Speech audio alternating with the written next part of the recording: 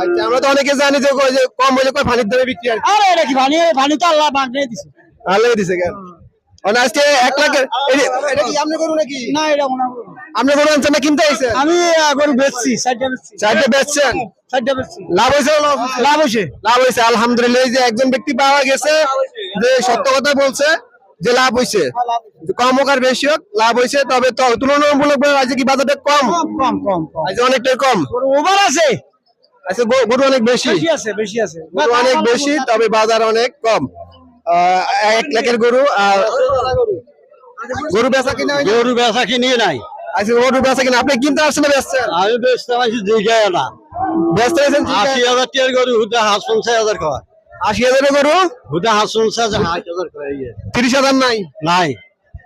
দর্শক, আপনারা আজকে যারা গরু কিনতে চান তারা কিন্তু আসতে পারেন। আজকে একবার সুলভ মূল্যে গরু বেচা কিনা হইতেছে। কোনো বেচা কিনি নাই।